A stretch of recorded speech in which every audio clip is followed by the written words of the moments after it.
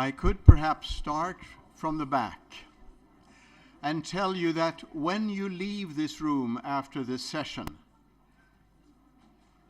you will be given this one as a memory of the 70th anniversary. As I understand, this is a good tradition of the World Council of Churches, that when there are anniversaries, there will be gifts. Receive it, put it on your papers, and have it as a memory of this celebration. That will be given to you when we leave the room. Now, for this plenary, which is a way of looking back to the 70 years that we have behind us, in order to be able to look ahead and take right and wise decisions this day and afternoon today. Let us first of all pray. Faith and convictions can work for life with love. But we also know that convictions can work against life when they are without love. We thank you, Triune God, for our ecumenical fathers and mothers who handed this ecumenical tool, the World Council of Churches, over to us, and for all what their work and legacy has meant to the churches and to this world. Help us to steward the gift and work for life with your love. Amen.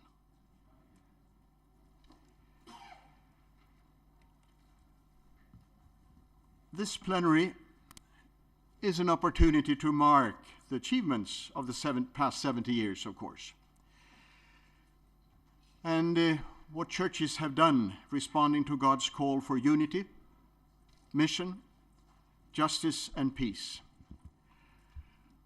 We could focus on many things in this session. We could focus on the integrity of creation.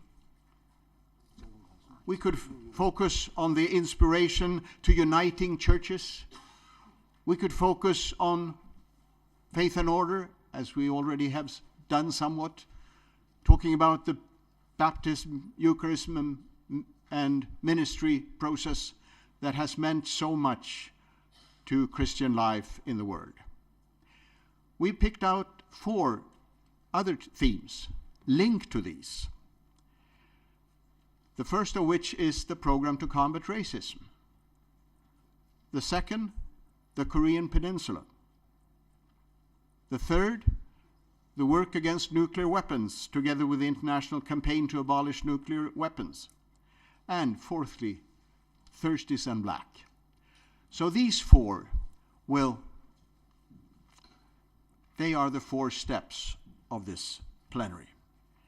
And the first step then is to go back and review something about the program to combat racism. But before that, we will hear an interview of one of those pioneers who has meant so much to the World Council of Churches, namely Brigalia Bam from South Africa. And that will be a video presentation.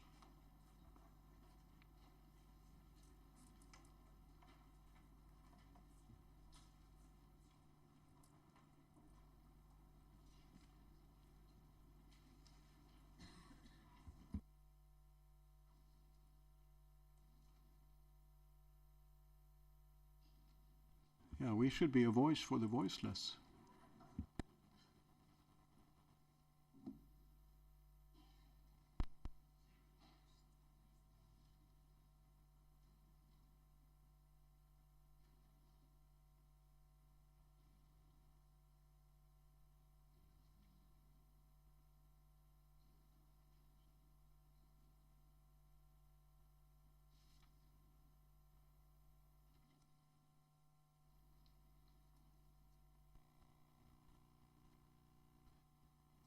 changing as things would happen with the restructuring and all those kinds of things. My main responsibility, I had several roles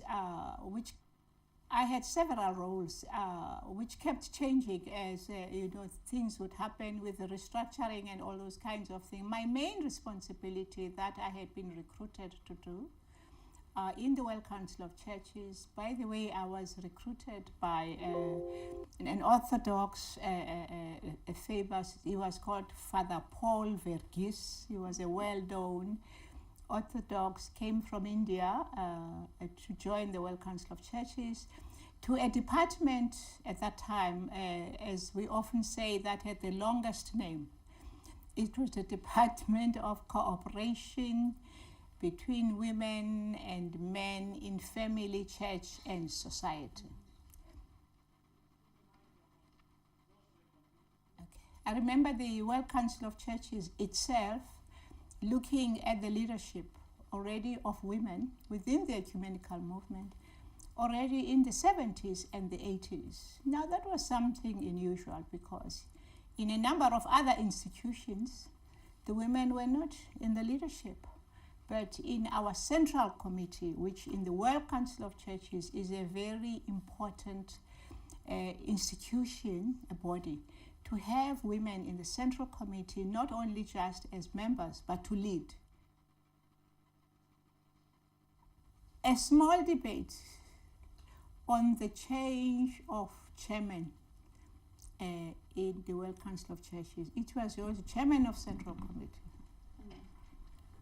The debate, which is amazing, which I hope somebody who is researching will look it up in the minutes. We fought so hard for the use of the word moderator.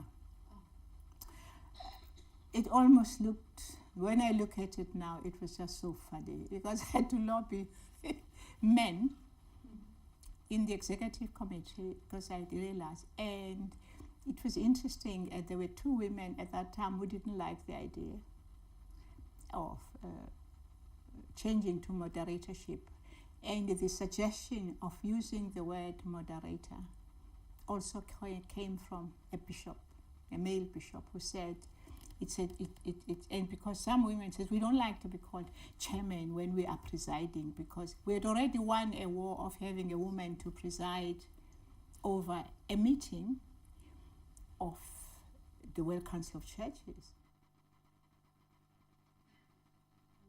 I was assisted in my growth and search, like all of us, exposure by World Council of Churches on thinking about church and society. When I came to Geneva, it was at the time when that was the most current, before racism took over in the World Council of Churches. The program to combat racism almost took over at the time when church and society in the 60s, that's my generation, late 60s, and then after that, the next big bomb was then the racism, and then there were, after it had been refugees, those were the things that were very much concerns at the time in the ecumenical movement. I think the women of the 21st century should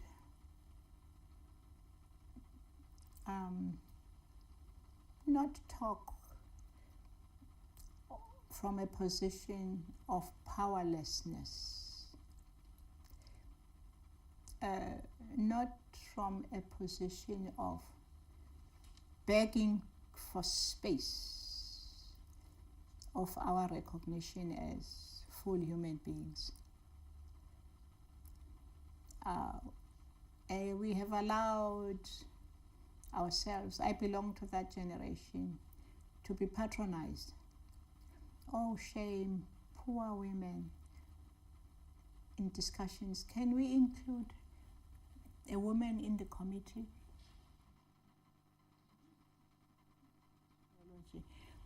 What a pity that we still talk of wars in the 21st century. The fear of destruction of each other, the fear of war, the fear of other human beings. Isn't it a shame? that the people we fear most, the things we fear most in this century is destruction of each other by one another. I don't know how you say those things. I wish I could say it differently, but I think it's where faith and order should be to be. What are the emerging social, political, ethical issues of today? That's where faith and order needs to be. In order that the message goes to the people of God in a form and shape in which we understand. And so that faith and order doesn't become a club of clever theologians. I'm not saying it in a cynical way, yes, but it has to be a club of thinkers. It has to be the club of people who are helping to reflect, to think, to write, with the intentions, that's the difference, of making a change and transform the world.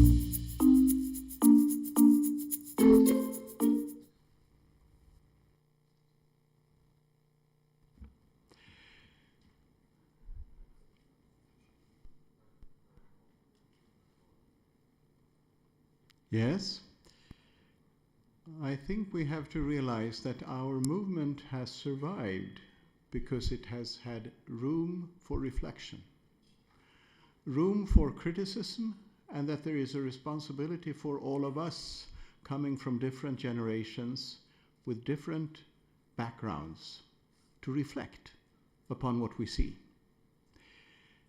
I'm part of the nominations committee, and we discussed the quotas yesterday. We have the quotas there in order to be sensible, sensitive and sensible. Sensitive because young people or people that do not belong to the core group are the ones who can feel what way the tide is turning. And I think this reflection from Regalia BAM, looking back, is part of that we all have a responsibility to share in.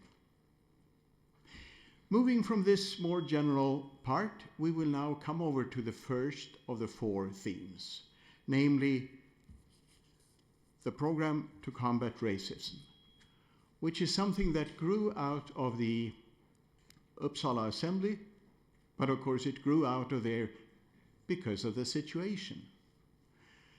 And it created a lot of agony, as many of you remember. Was it right for the churches to be so clear on this issue? We are favored. We are having Dr. Baldwin Sholama here, the first director of the WCC program to combat racism. Please, Dr. Baldwin.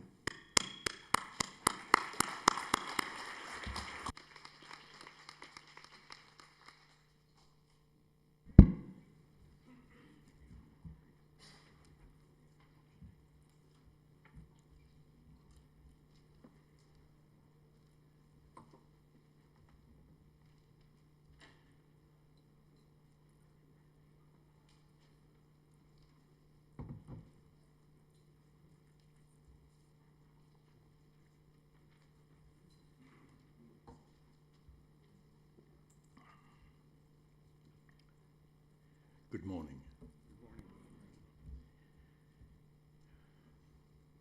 I'm glad that they say Mr. Sholoma and not doctor, because I am not a doctor. And I'm certainly not a medical doctor. I wanted to greet Regalia BAM because Regalia was a direct colleague of mine at the time.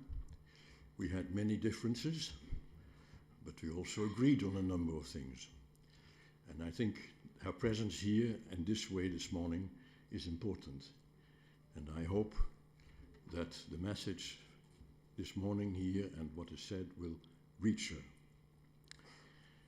Moderator, members of Central Committee, dear friends, it is an honor for me to be allowed to speak to you this morning at this special session celebrating the 70th birthday of the World Council of Churches. As a matter of fact, I was present as a visitor at the creation of the WCC in Amsterdam in 1948, because I was curious to know what was going on. But I was not a delegate. I'm aware that I am a survivor, and that what I'm going to say refers to history. I'm aware also that I'm speaking to you as a new and different generation, ecumenical generation. Neither can we compare the world situation of then with the world situation of now. What I want to remember ourselves about is how we tried at that time to make a small contribution towards the renewal of the Church as we understood it then, according to what we understood our biblical faith to be. I've been asked to speak about racism and apartheid, as the churches and Christians worldwide tried to cope with this most dangerous cancer in our world. Today, many have forgotten about the past. Others find the past irrelevant for today's world. That was then, and this is now. We seek to forget rather than to remember. Speaking to you as the responsible authority for the future of the WCC,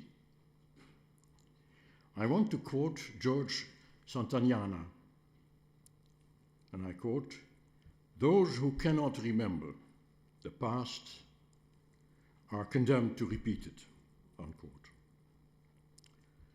And maybe he was not wrong.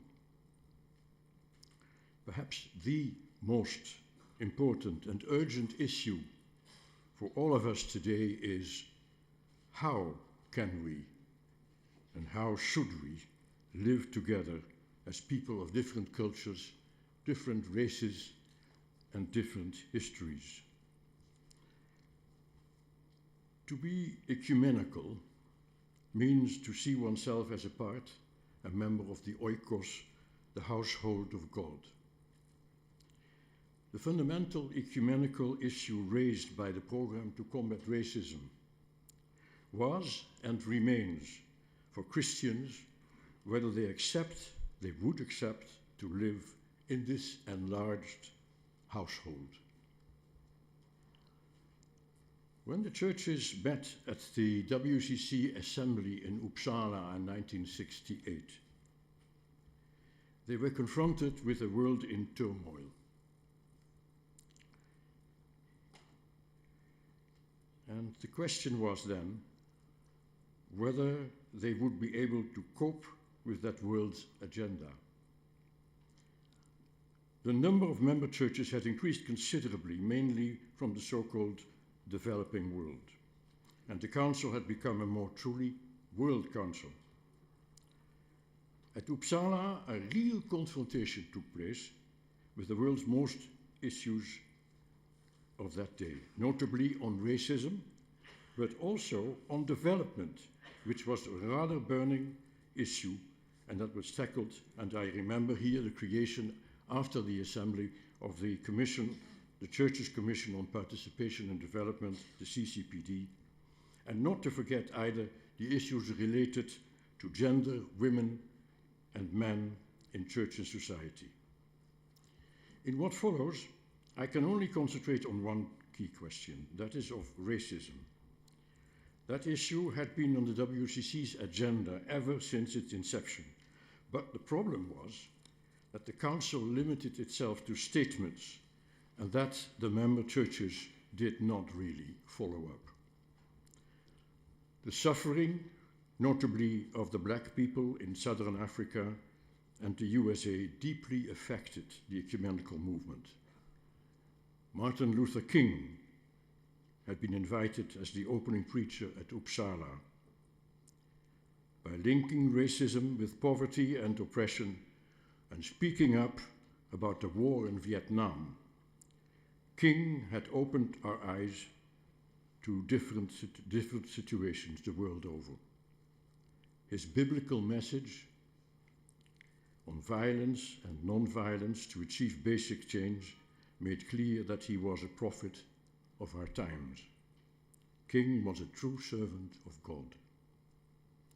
He walked beside his fellow black people, but he also walked beside the white oppressors, dreaming the dream of a united society. His assassination, shortly before the Assembly, underscored the importance of combating racism. That remained after his death was his witness, his challenge and his cry, "I have a dream," and our response, "We have a dream." That's also a response to the Bible study of this morning. At the Uppsala Assembly, 20 years after the creation of the WCC, we had accepted that a new type of response was needed, most urgently needed, against racism in our world. It was then the time of the outbursts of liberation theologies in Latin America, Africa, Asia, and amongst the Afro-Americans.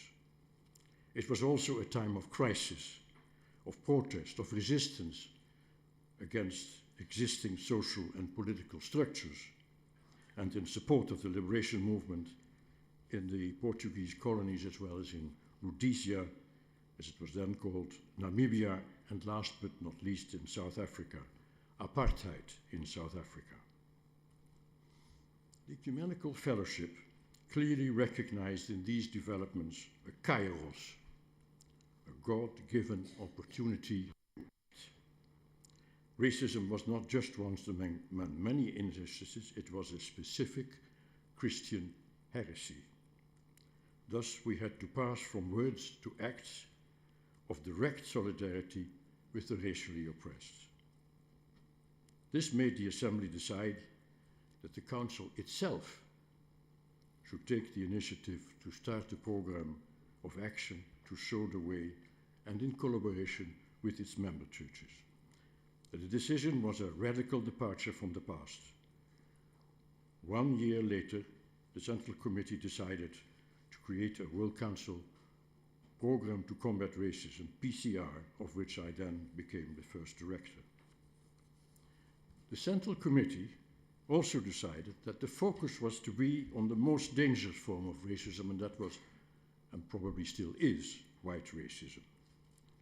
Analysis made clear that the heresies, that besides supporting organizations of the racially oppressed, directly through grants of a special fund, we would have to deal with the structures of power that create and strengthen racism. Churches had to name these powers and address them directly. The banks, the multinationals, the governments. We published lists of names of the culprits, demanding that banks and multinationals accept basic change, thereby weakening the racist structures in a non-violent way. That was unheard of in the churches, but policies and actions were not new for the United Nations and many secular, non-governmental organizations in the USA and in the West. Notably, the anti-apartheid movements the world over were already involved in such work. But for most churches, this was new. The WCC initiative could only bear its fruit if these policy proposals would receive the active support from the national and local church levels. We were no longer exclusively concerned about personal racist attitudes. We perceived that structural and collective racism through power mechanisms and economic systems were much more dangerous. Above all, the churches needed to eliminate racism within their own ranks before they could genuinely take part in the wider struggle in society. How to engage and commit Christians nationally and locally. How to engage them? Heated discussion took place in many synods, National Council of Churches and local ecumenical groups. That is where the real debate took place. People asked, is this really the role of the churches in society? Shouldn't we limit ourselves to preaching the gospel on Sunday and leave it to each individual Christian to translate the biblical message into practice? The World Council itself had to give a clear answer and sign that it was ready to commit itself as an organization. And that is why in 1981, after a careful study, it decided to cut its relations with three major banks: the UBS, the Union Bank of Switzerland, the SBS, as it was then called, the Swiss Bank Corporation, and the Dresdner Bank. Member churches were asked to do the same, and several did. Equally important was that individual Christians started to close their bank accounts and to question management of multinationals at shareholding meetings. This became a tremendous movement in which people of all walks of life were involved, Christians and others alike. We linked up with the secular world anti-apartheid movement. In addition, many local church and ecumenical groups spontaneously collected funds in support of the liberation movement in southern Africa. It became clear in people's mind that most liberation movements had tried for many years to find peaceful solutions, and that the real issue was the violence of colonial and apartheid governments who were largely supported by the West. Churches listened to and heard the voices of the oppressed. The racially oppressed became the yardstick of our action. As Dietrich Bonhoeffer had said, and I quote, "We have learned to see the great events of world history from below, from the perspective of the outcast, the suspect, the maltreated, the powerless, the oppressed, the reviled, in short, from the perspective of those who suffer," unquote. What we needed was renewal of the churches, costly discipleship and costly renewal. This cuts deep in our veins. It hurts. It had to do with giving up our privileges in order to be at the disposal of others. Être disponible. Everyone to whom is given, much is given, said Jesus. Of him and her, much will be required. Luke 12. That is a warning about privilege, but it is also a mandate for responsible action that results in freedom. Freedom not only for oneself, but freedom for others. Much of the reluctance on the part of the Western churches had to do with their historical links to the white churches in southern Africa and the lack of understanding of post-colonial developments. To them, solidarity primarily meant support for the white establishment. To their white counterparts in southern Africa, the white churches. And this was precisely what the WCC was calling into question. Ecumenical theology highlighted the structural problem, how to achieve justice for peoples and how to express real solidarity with the oppressed instead of giving paternalistic advice. South Africa was no longer to be seen as a white nation with a black problem, but a black nation with white oppression, under white oppression. We needed to analyze the situation anew from the perspective of the black people. This was totally new thinking for many Christians and churches in Europe and created tensions in at many church levels. People asked, is the World Council becoming a Marxist body? In fact, we were involved in a worldwide confrontation between the oikumene of solidarity and sharing on the one hand, and the oikumene of domination and dependence on the other. Costly discipleship, we experienced, always entails confrontation with the principalities and powers of this world. I had the privilege of having a close relationship with several of the liberation movement leaders. Most of them were educated by the mission. Many forgot that. One of them, Oliver Tambo, was the acting president of the African National Congress, the ANC, during the time of Nelson Mandela's imprisonment on Robben Island. And one day, Oliver Tambo told me, and here I quote him, "You should understand that where I was brought up in an Anglican boarding school in South Africa, we were read the scripture lessons every day.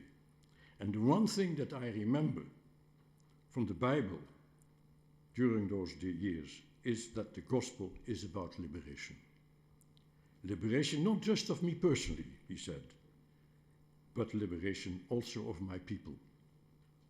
That is what I'm involved in day after day. That is what our liberation movement is about.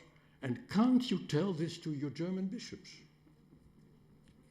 Unquote. Was the PCR one of the WCC's success stories? I'm afraid that what happened is that in the end, many churches believed that the WCC had gone too far, and that a program like the PCR was a danger for the unity of the churches. Member churches became concerned that the WCC weakened their individual status. And the question is whether the member churches were really ready to make the leap to which they had originally decided themselves. I'm not so sure, after all. Yes, it may be justified to remember the small victories in the past, but equally important would be to ask whether there is unfinished business. In retrospect, the WCC, through its PCR, made a real contribution to the liberation of the people of Southern Africa. It was understood so by the oppressed as such. Perhaps this was best illustrated by the historic visit of Nelson Mandela, there he is, to the WCC in Geneva in 1990, shortly after his liberation, during which he addressed the whole staff and expressed his genuine gratitude for the solidarity shown by the WCC and its member churches to the people in South Africa during the most difficult years of their struggle for freedom. PCR has shown that action speaks louder than words. It also renewed the discussion in the churches on violence, the violence of the oppressor and the right of self-defense by the oppressed. The real choice was not between violence and non-violence, but between justice and injustice. There can be no peace without justice. Combating racism sparked off a much broader discussion about the responsibility of the churches and Christians in economic life. The most important question remains, however, what, if anything, the PCR meant for the racially oppressed themselves. For many of them, the God of Christians had, over the last centuries, been the God of slavery, of colonization, of cultural and physical genocide, of death. I believe that the WCC, through the PCR, gave some hope to racially oppressed people in many parts of the world. In this sense, the PCR was a missionary program directed especially towards the constituency of the World Council in the West. Combating racism is about taking sides, challenging injustice, and even getting angry. The issue was that black people had to be in charge of their own destinies, and that issue has clearly not been resolved. During the 60s and later, the ecumenical agenda was clear and the voice of the Council counted. And at this point, I want to pay a very special personal tribute to Philip Potter, our then General Secretary, who inspired me and many others, and who became a compagnon de route, companion on the way. His authority stemmed from his collegiality. He helped me to understand that what is living out one's faith is about. In hindsight, I wonder, I seriously ask myself the question, what would have happened to the PCR if Philip Potter had not become General Secretary? Today, after 70 years of existence, WCC has lost its pioneering role. It can no longer take such initiatives on its own. The PCR, as a means of combating racism, has served its purpose. In the 70s, we thought we were on the way to the promised land. But today, we seem to be wandering again in the desert, looking nervously for the next oasis.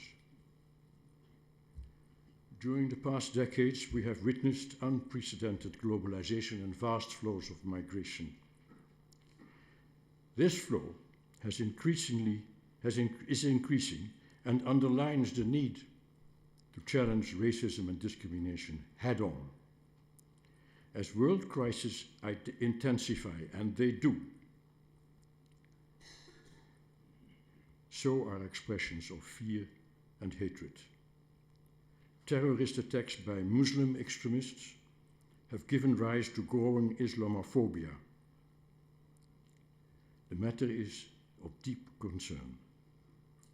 Hatred of Jews and reducing the Holocaust to a footnote in history are raising ugly heads in certain countries.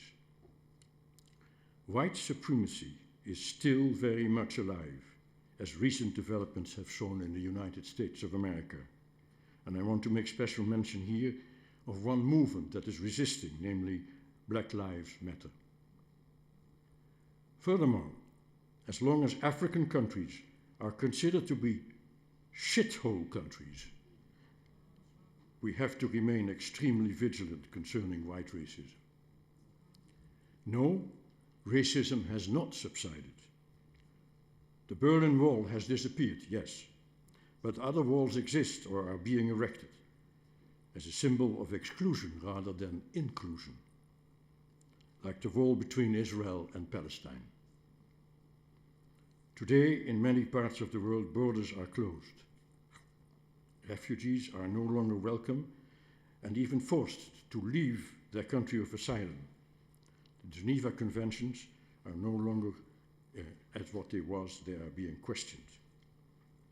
To illustrate this most burning issue, I need to mention, and that is the end of what I'm going to say, one concrete example which has received worldwide attention over the past days, and some of you know more about it than me, perhaps. It is the story of the rescue operation by the lifeboat Aquarius. The boat Aquarius in the Mediterranean, with some 630 refugees on board, amongst them at least 10 pregnant women and 20 or more unaccompanied children. The ship was refused entry in several European harbors and was finally allowed to dock after many days in Spain. The courage and support of the crew of Médecins Sans Frontières and the Red Cross needs to be highlighted and to be applauded. But in reality, this accident is a major political scandal. It is totally unacceptable to treat human beings in need with a complete lack of dignity.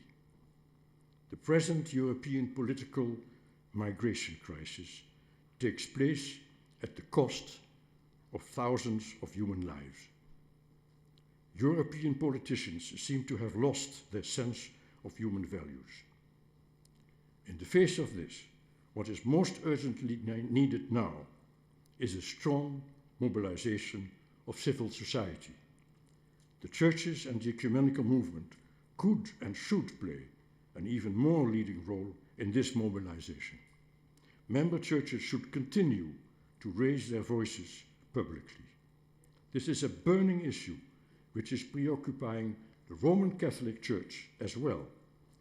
And the visit to the WCC tomorrow of Pope Francis creates, in my opinion, an occasion to clearly show our unity in word and in action on this particular issue.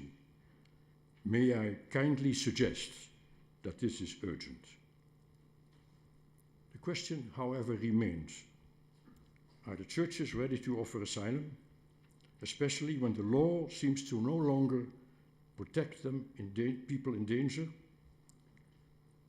Many local initiatives do exist. Many churches and many Christians see it as their duty to take risks. But is our church leadership, if need be, willing to openly take position about civil disobedience? Civil disobedience and resistance are key words in the life of Christians, as long as there is a threat to humanity. Today, solidarity and hospitality with refugees and migrants are an existential challenge for us all.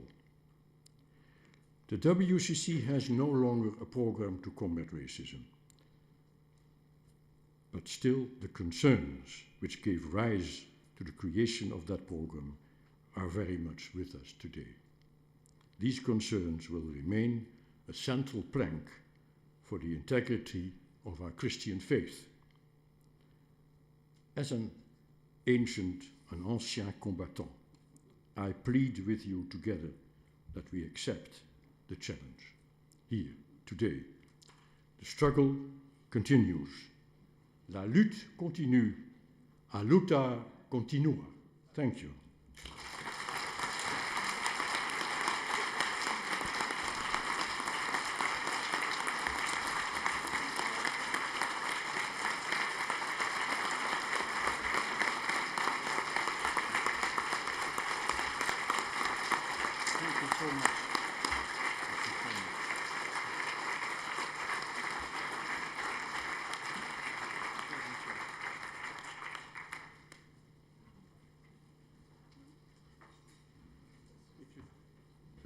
When you check your papers that have been handed out for this session, you also see the links where you can get more information.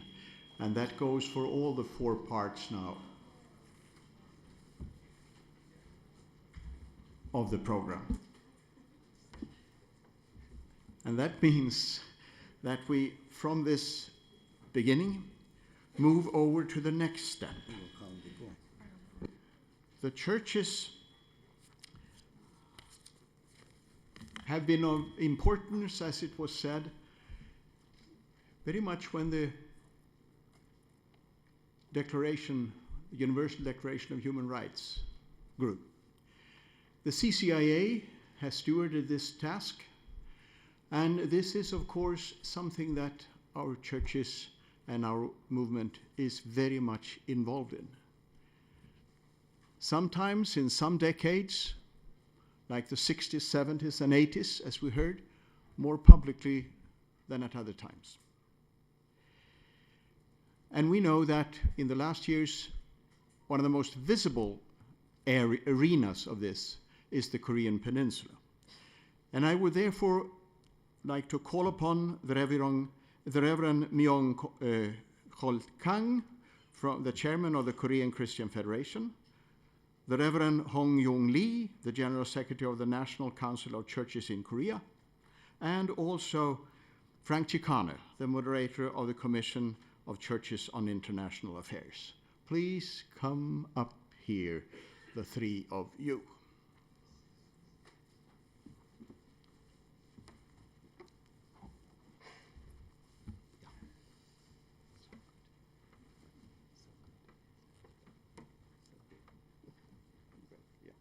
So, how many chairs do we have? 1, 2, 3, 4. Yeah, I could sit here if you want to sit there.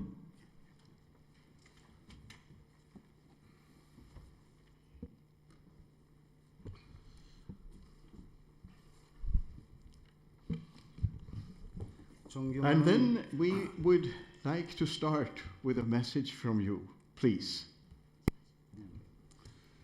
존경하는 울라프 픽스 투베이투 총무님과 세계교회협의회 임직원들을 비롯한 각국의 교회단체 대표 여러분, Dear Reverend Dr. Olaf Fixetivate and members of the WCC Central Committee and other ecumenical churches.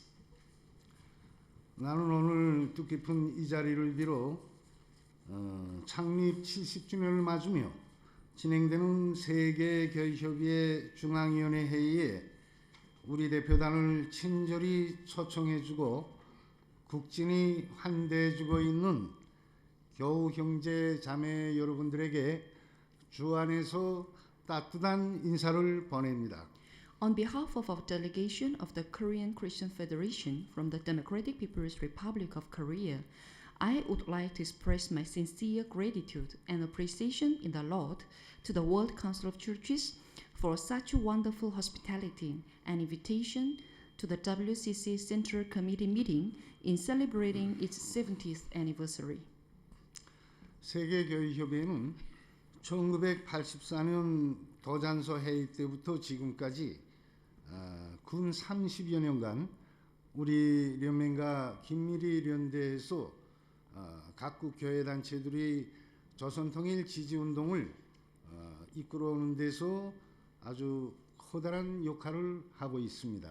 Since the 1984 Dojanso consultation, the World Council of Churches has been engaged in efforts of peace and reunification in the Korean Peninsula through the close contact and cooperation with the Korean Christian Federation and the global ecumenical partners for more than 30 years. 특히 지난 5월 초 세계 그리스도교계의 이목이 집중된 가운데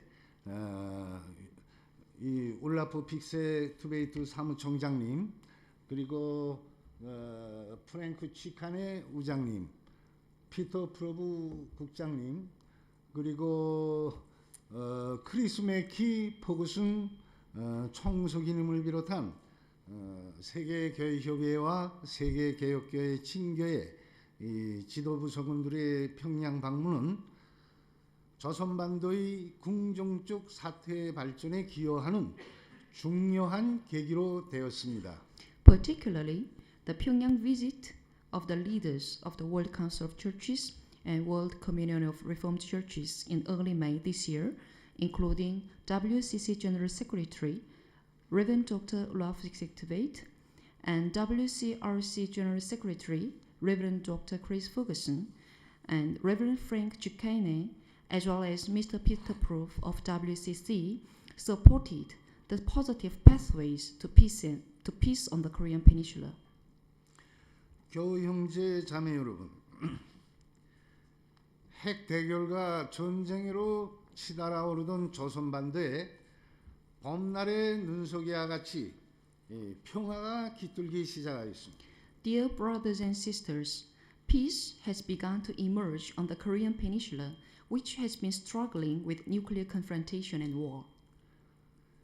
역사적인 북남 순회 상봉과 회담으로 조선반도의 평화와 번영, 통일을 위한 이 판문점 선언이 채택되고 이 세계적인 조미 순회 상봉과 회담으로 조미 관계의 새 역사를 알리는 조미 공동 성명이 채택되었습니다.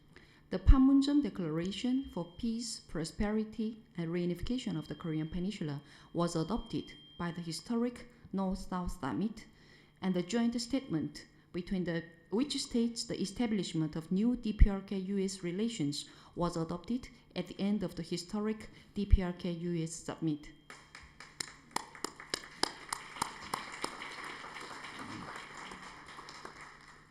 판문점 선언과 조미 공동성명의 채택은 우리 동족 사이의 사랑과 화해를 이루고 조선반도와 이 세계의 평화와 안전을 실현하기 위한 것으로서 사랑과 정의, 평화의 이 주님의 뜻에 합당할 줄 믿습니다. The adoption of Panmunjom Declaration and the DPRK-US joint statement are intended to realize love and reconciliation among the Korean people and to realize the peace and security of the Korean Peninsula and the world. And we believe that it is worthy of the Lord's will of love and justice.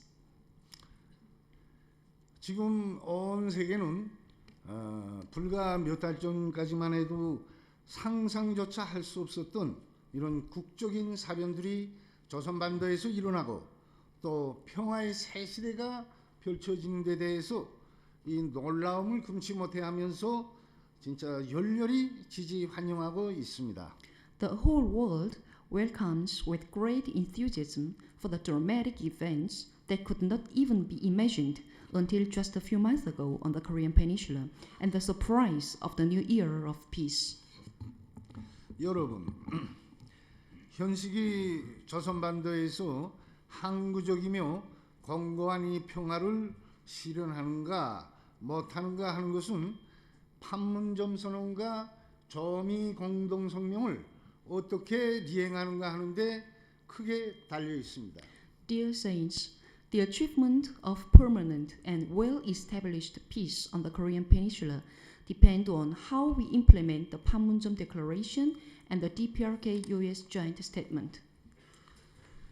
그러므로 나는 정의와 평화를 위해 헌신하는 이 자리에 참석하신 모든 분들이 이 판문점 선언과 조미 공동성명의 성공을 기원해서 열심히 기도하며 또 적극적인 지지와 성원을 보내줄 것을 열렬히 호소합니다. I'm enthusiastically appealing to everyone who commits to justice and peace to pray for the success of the Panmunjom Declaration and the DPRK-US Joint Statement. I'm also asking you to give active support and encouragement.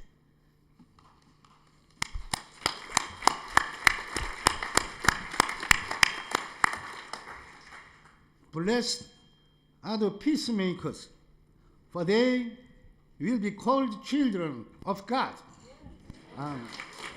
Amen.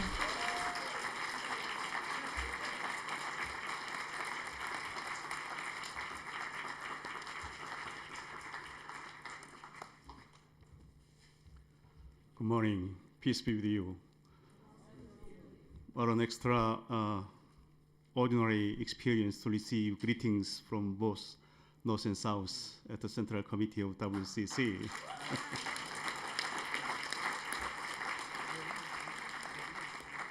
Dear Honorable Moderator, Dr. Agnes Abum, and respectable General Secretary, Reverend Dr. Olaf Fixe Tibiet, and faithful members of the Central Committee of the WCC and ecumenical friends in Jesus Christ.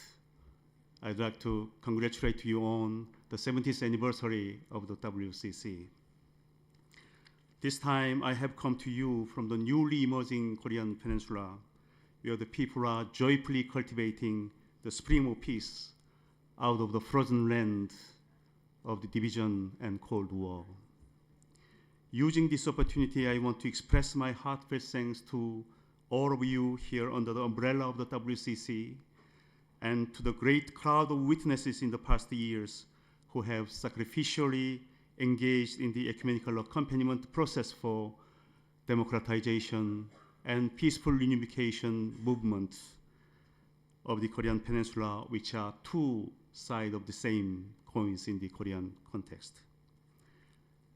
Above all of this, my fundamental and faithful greetings of solidarity must be extended to the beloved leaders of the Korean Christian Federation, the late Reverend Kang Yang-uk, the late Reverend Kang Young-sop, and the Reverend Kang Myung-chul and their co-workers who have devoted themselves to the success of the historical presence of the North Korean Christianity in a socialist context, overcoming the sufferings arising out of division and Cold War with unshakable belief in ultimate peace, prosperity, and unification of the Korean Peninsula.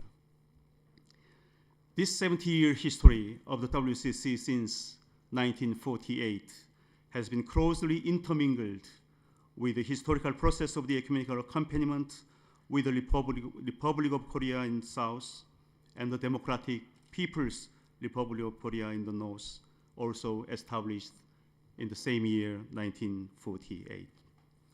This role has been significant throughout the Dojanso process since 1984, particularly with the first North-South Korean Christian encounter at the Glion meeting in Switzerland in 1986, which contributed in binding the Korean Christian Federation and the National Council of Churches in Korea together as an inseparable body of Jesus Christ, in spite of all the differences and difficulties, and in raising the international status of the KCF so that the world Christianity may hear the North Korean peoples crying for the liberation from the imperialism and peaceful unification. Now is the time for us to participate in the newly developing Panmunjom process, led by the self-determination of inter-Korean initiatives from the NCCK and the KCF, along with the Eucharistic solidarity of the global ecumenical movement led by the WCC.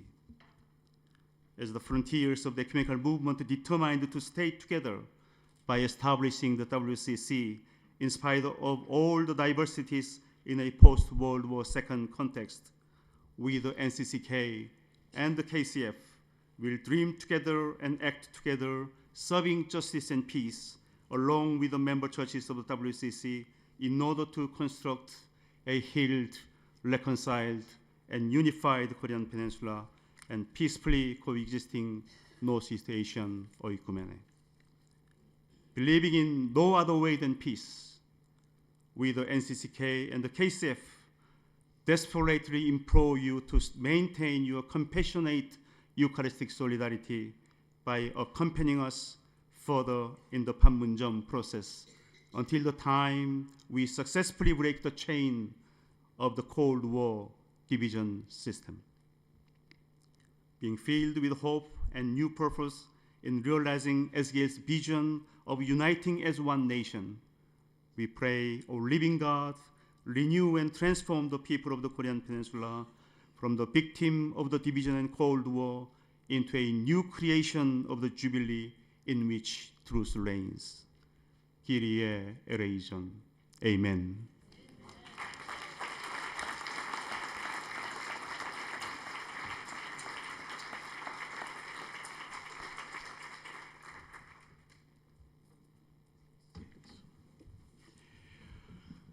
I think what happened when we had our assembly in Busan was that a wide range of Christians realized how burning this issue is and how this is a reality that we have to do something and try to do our part in a reunification. The way the situation was presented by many, and also what we saw of the tensions outside Busan, outside the venue, as some of you might remember, made us realize how tense and important this is. Churches do not run the big politics, but we can be part of forming opinions, and sometimes we can be the pioneers. And I'm very grateful for all these prayer sessions around the candles, around the world, where people who hardly even realized that there were Christians in North Korea prayed for their brothers and sisters and realized that there is a real interest in both countries of forming a future in peace. But Frank Chicane, you are the moderator of CCIA. Maybe you want to make a statement first, or I can give you a question first. You just tell me. Yeah, it's your choice. I give you a question. Yeah. Can churches really make a difference with church people so much part of their public opinions in their countries? Do we have resources that others don't have? Yeah, that's a difficult question. It would take a lot of time to analyze it. Churches should make a difference, but churches tend to be children of their own time, children of their own societies, and at times reflect exactly what the thinking and ideological perspective of the societies they belong to. And as a result, it makes it difficult to hear what God wants us to hear. But when the church focuses on what Jesus is about, the issues of justice, measured in terms of do unto others as you would that they do unto you, then you think differently and begin to see the problem of the other as your problem and the pain of the other as your pain. And once you begin to do that, you become church. And your approach to the problems then become different. And I think this is reflected in this forum, where different nationalities, people coming from different circumstances, grappling together with what really God means in conflict situations.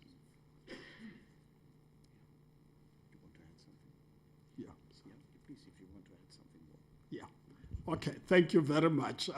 He chose to start me with a question, and I gave him the freedom to do so. Yes. But I just want to say it's a privilege to share this platform with my brothers from the Korean Peninsula. I must say that if you don't see a miracle, you've missed it. Because I think this is a miracle.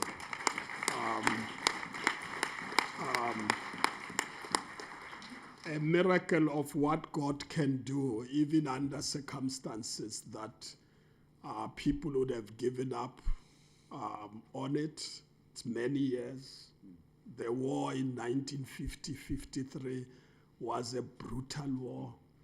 Many people died. And that relic of the Cold War remained with us up to date today. But it is a privilege to have the churches working together. We as part of the WCC, the General Secretary has visited both countries in the recent past. Staff of the WCC visited both sides in the recent past.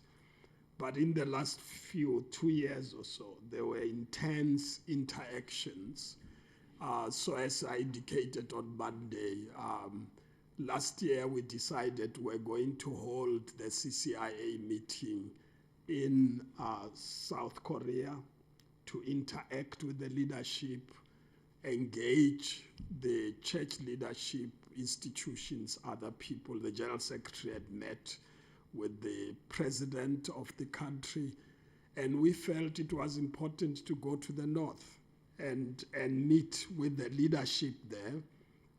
And this year, now in May, we're able to go to the north and engaged with the Korean Christian Federation. We worshipped in one of the churches there, visited a number of churches. We met the president of the Supreme People's Assembly of the DPRK. We also met the leadership of the Korean Catholic Association. We met with the president of the Korean Reunification Institute when we were there. And I think what struck me most, for me, they showed us lots of monuments. What struck me most was the 3 Charters National Reunification Monument. And when you are there, you realize that both the South and the North were equally committed to peace. They wanted to be reunified. They did not want sanctions. They did not want war. They wanted peace. And I think that message for me became clear on both sides. And as you listened to them today, that declaration, Pyongyang declaration, which is between the two countries, is what they would want us to support.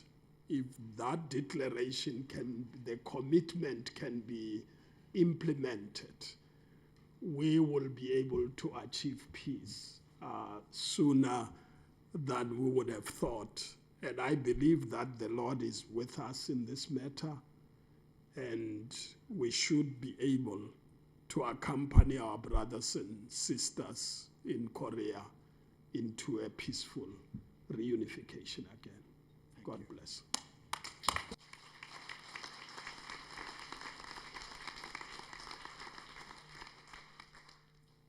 Thank you all. We have witnessed a historical moment.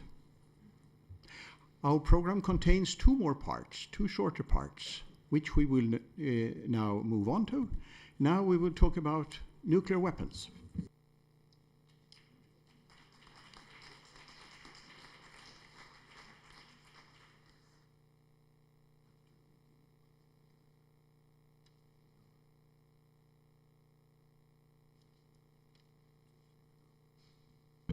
As you know, there is, since a long time, a commitment in the World Council of Churches to view nuclear weapons as something that is totally out of what humanity should allow itself. We have had a tenant here in the House for a long time, and I would like this tenant to introduce itself by its leader, and to hear something about ICANN, the Nobel Prize laureate of 2017.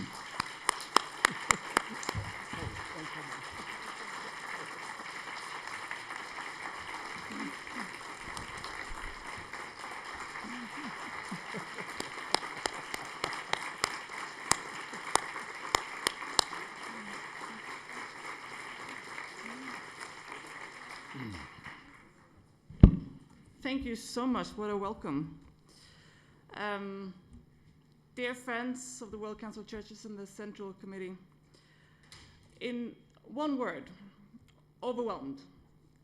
How else can I describe the seconds after the Norwegian Nobel Committee announced that ICANN had won the Nobel Peace Prize on October 6th last year? I was just sitting up here in our office. Just 10 minutes before, I received a call informing us that we were about to win this prestigious prize. And I have to admit that when the announcement was made public, we were still a little bit in a daze, and our phones began ringing, and immediately our website crashed. And thankfully, we had help. Our friends here at the World Council of Churches stepped forward immediately. They organized and hosted a press conference for us, answered our phones, and were willing to step in and do whatever was necessary to seize that moment for ICANN and for the movement. They were truly selfless. So I just want to start by thanking Olav, Marianne, Santi, Betty, and everyone else at the World Council of Churches that really helped us that day. And thank you for feeding me that day. As crazy as that day was, it really fits perfectly that the WCC was there. They were there, you were there when we were overwhelmed. ICANN is a coalition of nearly 500 organizations in over 100 countries working for nuclear disarmament, and specifically the Treaty on the Prohibition of Nuclear Weapons. And as many of you know, the treaty was adopted by 122 states at the UN last July, and it will enter into force once 50 states goes through the process of ratifying the treaty. And many of you know this because you were there at each step of the way throughout this whole process. WCC members continue to be a key part of the ICANN movement and a vital ecumenical voice for this cause. And it is my conviction that we would not have achieved this historic treaty without the support of churches and the people of faith around the world. In fact, I'm 100% certain that we would not have achieved the treaty or won this prize without the support, guidance, and commitment to ICANN from WCC. And one of the great aspects of this Nobel Prize is that the Nobel Committee quite intentionally awarded the prize not to one person or even one organization, but a vast movement. And I was so pleased to share that day with the WCC, because this was not my prize, it was not just ICANN's prize, but it was our prize. And I think back to that day and see over and over that it encapsulates what people of faith have done for the world on the issue of nuclear weapons and so many other causes. When the world is overwhelmed, you step forward with hope. You step forward with determination, and you step forward with faith. You step forward with community, and you step forward with moral clarity. And nuclear weapons are certainly overwhelming. When he accepted his Nobel Peace Prize, Reverend Martin Luther King said, "Most of the time human beings put the truth about the nature and risks of nuclear war out of their minds because it's too painful and therefore not acceptable." And in your own words, in the WCC 2014 statement towards a nuclear weapons-free world, state the dangerous reality that the world has let stand for 72 years with clarity and conviction. Nuclear weapons cannot indeed be reconciled with real peace. They inflict unspeakable suffering with blast, heat, and radiation. They wreak destruction which cannot be bound by space or time. Their power is indiscriminate and their effects cannot be matched by any other device. As long as nuclear weapons exist, they pose a threat to humanity. And faced with this overwhelming threat, we have seen people of faith rise and act, and their unique perspective allow faith communities to see the light of hope in the darkest of times and faced with the greatest of threats. They point the way out of that darkness for the rest of the world. And it really is a blessing to the world that the WCC entered the world at the dawn of the atomic age. And you have spoken the truth about nuclear weapons for 7 decades. At the first assembly in 1948, WCC announced that nuclear weapons are a sin against God and a crime against humanity. And following the Cuban Missile Crisis and in the middle of the Vietnam War, the fourth assembly at Uppsala called nuclear war the gravest affront to the conscience of man, and declared that the first duty of government were to prevent nuclear conflict. And in 1983, as a massive nuclear arms race sent the world hurling towards nuclear war, the Sixth Assembly said, "Enough," and called for a treaty prohibiting the use and possession of all nuclear weapons. And together, we achieved that last year. So the number one thing I want to say here today is thank you. At each dark moment, this body, a unified communion, called for an end to the madness and always placed people and the humanitarian consequences of nuclear war at the center of your opposition. And that was really something that took me a while to learn. At first, I was not really interested in the issue of nuclear weapons coming out of university. I thought there was much more pressing issues, climate change, human rights, more immediate rather than existential threats. But as I learned more about nuclear weapons, I learned that they affect us all even before they are used. And I learned this from test survivors from Marshall Islands, Bikini Atoll, Algeria, Kazakhstan. I learned it from the vibrant anti-nuclear weapons campaigners in Africa and Latin America who understood that the impact of nuclear weapons were not far away. It was felt in their daily lives in the form of injustice and inequality. I learned it from activists in Southeast Asia and Northeast Asia that warned us that if we don't abolish all nuclear weapons, they will spread further. And I learned it from churches and faith-based groups who understood that the immorality of the very existence of nuclear weapons damage us all in ways seen and unseen. And far from being one of many separate issues that rightly call for our attention and action right now, nuclear weapons are at the beating heart of a system of oppression that drives the world towards division and conflict instead of cooperation and unity. And wherever you are in the world, whichever government represents you, it is imperative that you stand up against these weapons. And as WCC has done steadfastly and with vigor at moments of great danger, we need your communities right now. This moment in time is one of paradoxical fear and hope. We have erratic men with fragile egos send threats of total nuclear destruction, of mass murder across an ocean with a tweet. Gaining less attention is the fact that right now a new nuclear arms race is beginning. The nuclear arms states are modernizing their arsenals, challenging each other to have bigger, more destructive nuclear weapons, but also smaller warheads that they dangerously label more usable. And these weapons and the plans for them are meant to last for decades. And it's really urgent that we take practical action right now to end these weapons before they end us. So, what can you do? First, pray.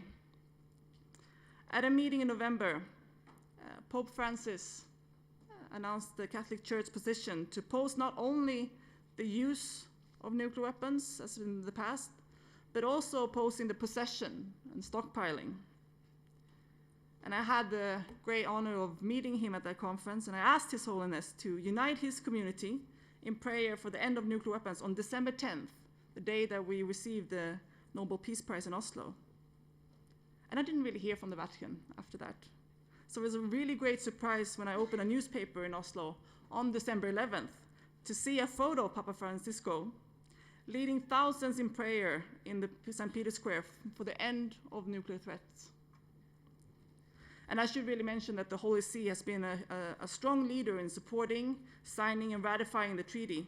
And I can think of no better moment for the Pope to break bread with this community and voice united support for ending the threat of nuclear weapons and promoting the treaty on the prohibition of nuclear weapons. So we all need you in your faith communities to pray, preach, and teach the grave threat of that nuclear weapons still pose to humanity. The time has come to say together that for the sake of one humanity, there is no moral ground on which we can keep them and threaten one another with them. And those are the words of the WCC Secretary General, Reverend Dr. Olaf Tveit. And your churches need to hear them. They need to internalize the wisdom of our friend, academic and activist, Dr. Emily Welty, who wrote, "For people of faith, nuclear weapons violate core tenets of our deepest held beliefs. They need to know that nuclear weapons are still here, still threatening us all, but we now have a clear pathway to abolishing them." And second, your communities have to work to get your governments to join the treaty on the prohibition of nuclear weapons. Everyone has a right to demand these weapons are banned and that nuclear weapon disarmament occurs. And the very act of claiming that right, that everyone has a voice on this issue, is powerful. It is unifying, and it is a challenge to an outdated, unjust system. Each country, big or small, wherever in the world you are, will make a significant contribution to a world without nuclear weapons by signing and ratifying this treaty. Right now, 59 states have signed, 10 countries have ratified, and ICANN has set a goal of getting 100 signatures and 50 ratifications by the end of 2019. So we need help with that challenge. We need the support from churches and communities of faith around the world to urge your governments to join this treaty. The time to act is now, and the world needs the WCC to lead the way. Thank you.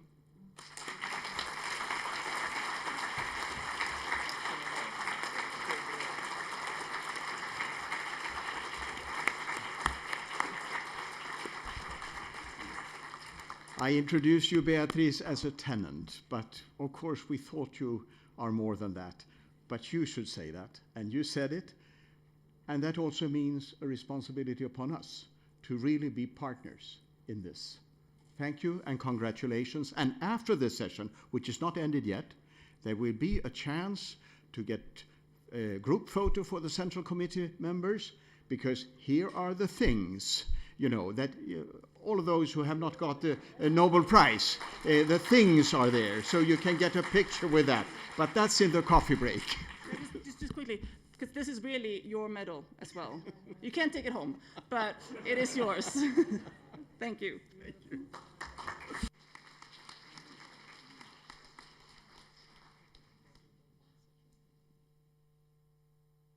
Now we move over to the fourth and final part, which is about the Black Thursdays. The Black Thursdays has had different contents over the years. And I think we will start with a video introduction, if I'm not wrong, by Gary Harriott from Jamaica. Is that?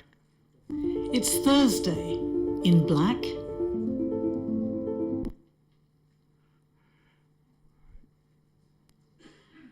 No, it's Wednesday. In black.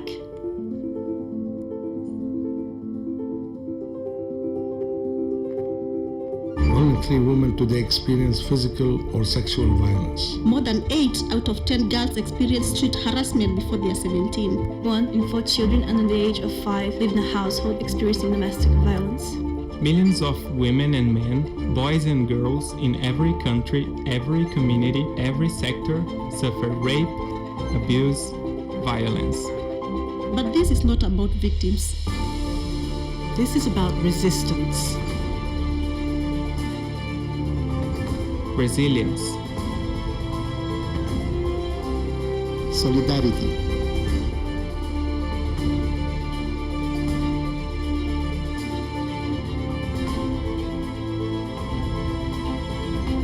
Thursdays in Black. Join the global movement for a world without rape and violence.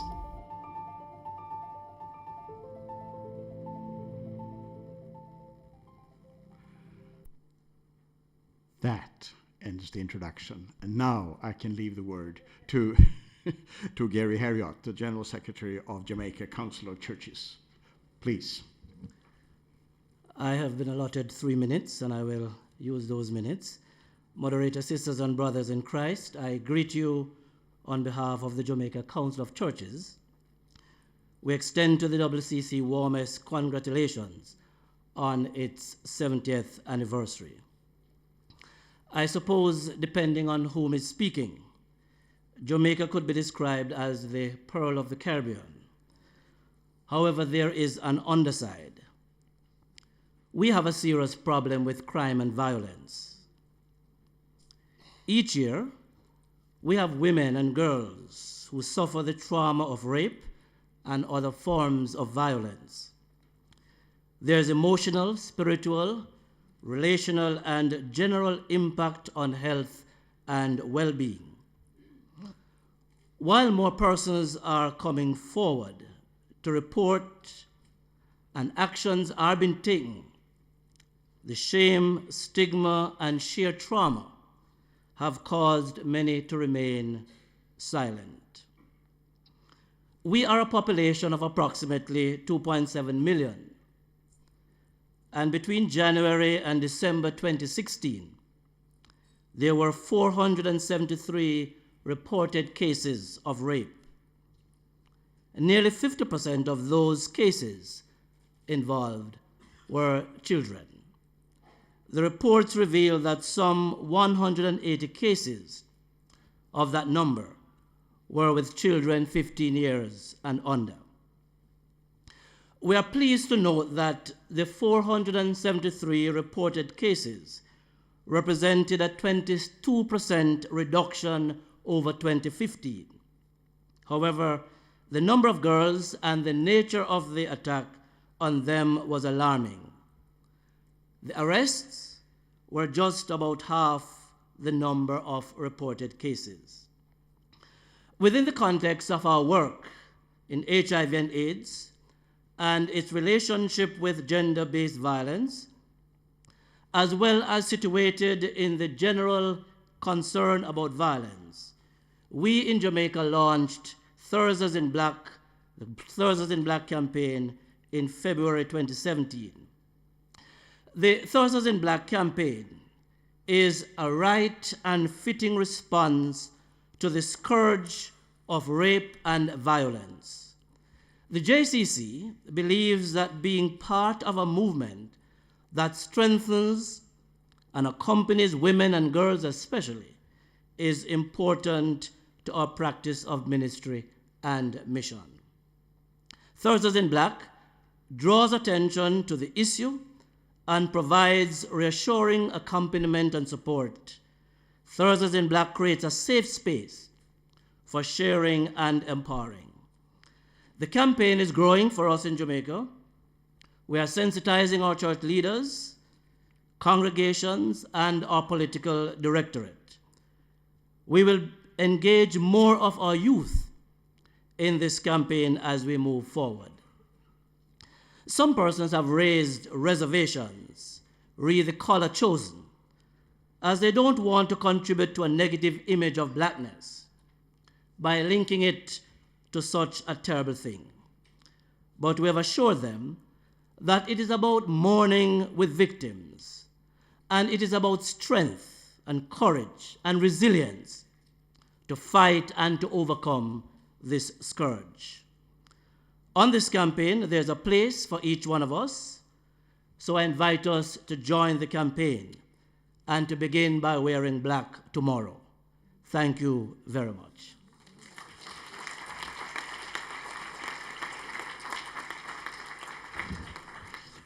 Our final speaker then today in this plenary is our moderator, Agnes Aboom.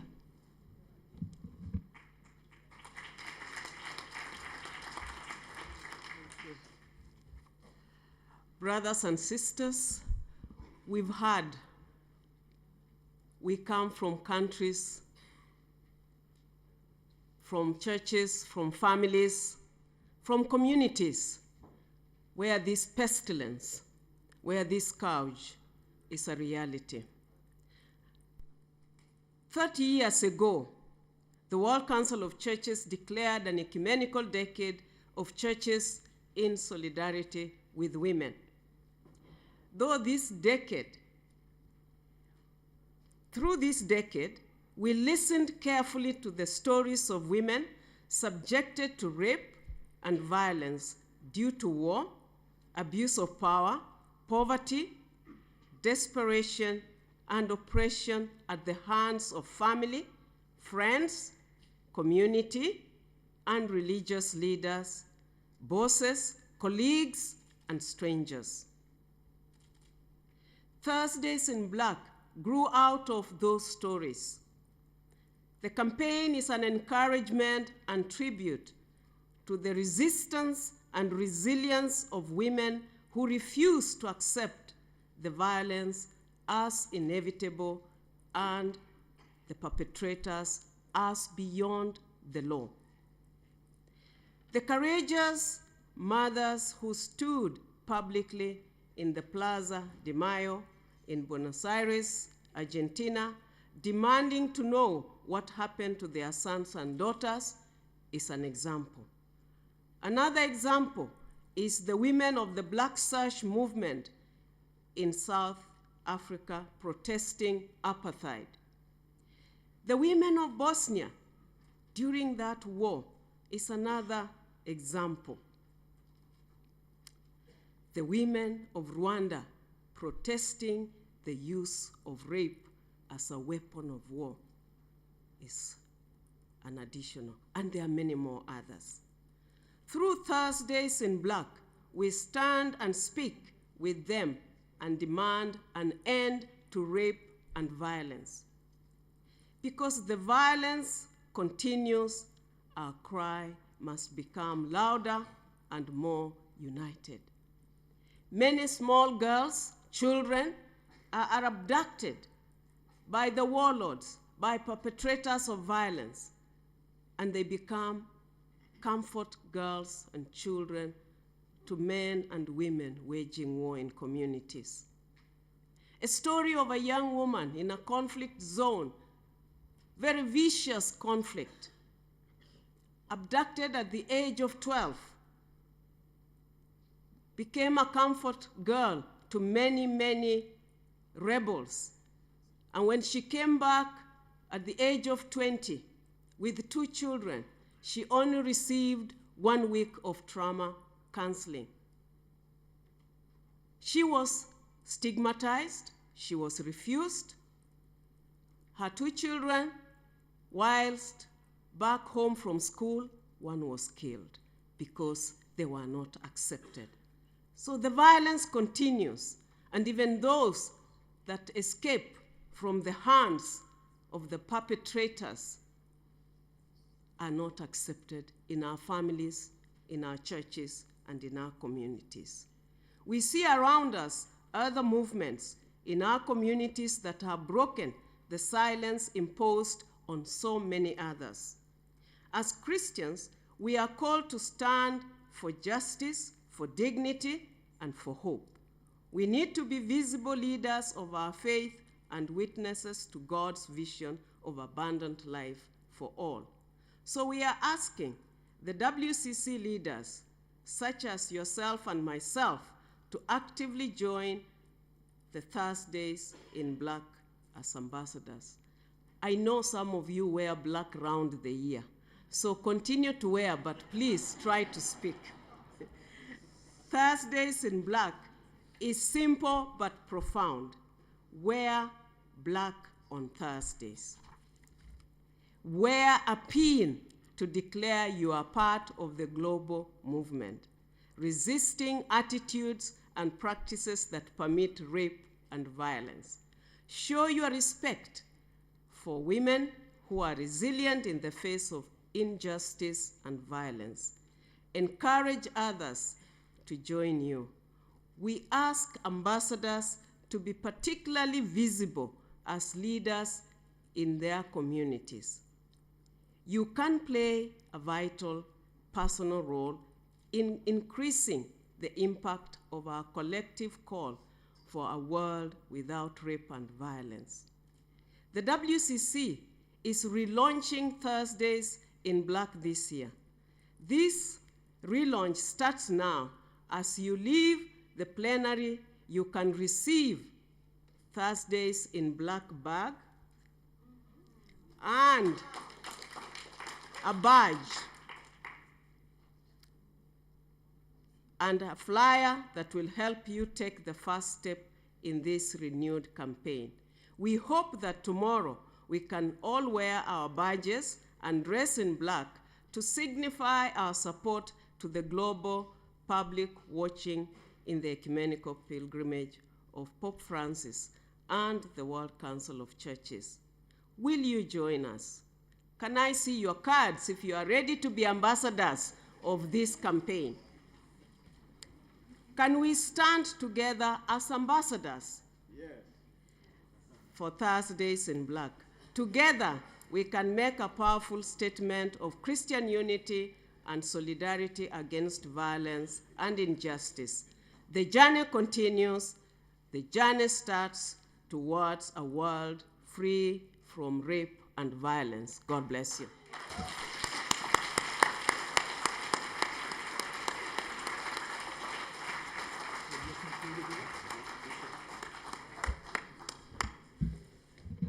On behalf of all of us, I want to thank those who have contributed to a very special moment in our celebration of our 70th anniversary. Under the leadership of Archbishop Anders, we have had moments that have moved us and also that will move us on. This is a very special day. It has already started with many important inputs. We will do a lot of important decisions today together.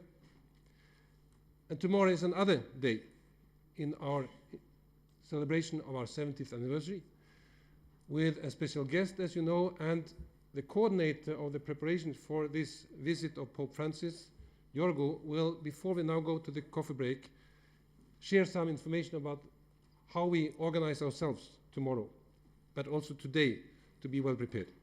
So please stay for another couple of minutes and use then the coffee break also as part of our preparations for tomorrow.